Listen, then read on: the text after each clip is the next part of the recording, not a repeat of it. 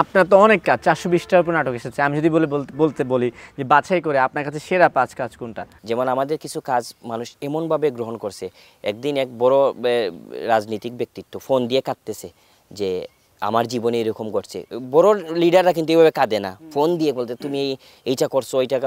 প্রবাসী নিয়ে প্রবাস থেকে সারা জীবন ইনকাম করে, দেশে এসে দেখে কিছুই নাই। এরকম যে ফুল মরলে ফুটে, অর্থাৎ মানুষ মরে যাওয়ার পরে সবাই আসে শিন নিতে টাকা দেওয়ার জন্য, দাফন কাফনে টাকা দেওয়ার জন্য, এই সেই করার জন্য। ইভেন মরণোত্তর যে পদকও দেওয়া হয়, জাতীয় কিন্তু পদক। বেঁচে থাকতে তার কদর থাকে না। এইরকম আবিদের গল্প, মানুষ কিভাবে সমাজে কিভাবে রাষ্ট্রে ভূমিকা রাখবে, যেমন জেম কিভাবে কমবে, কিভাবে রাস্তাঘাটে মানুষ চলবে, কিভাবে যুবকরা উন্নতি হবে, কিভাবে বিয়ে হওয়া উচিত। আমরা বিয়ে নিয়ে করছি যে বিয়েতে আমরা প্রচুর ক্রেস্ট দিই বরকে, 700 টাকা 800 টাকা ক্রেস্ট দিয়ে কোনো কাজে আসে না। শুভেচ্ছা এটা কোনো অর্জন ওইভাবে না। বিয়ে কি কোনো অর্জন ব্যক্তির ক্রেস্টের মতো কিছু না।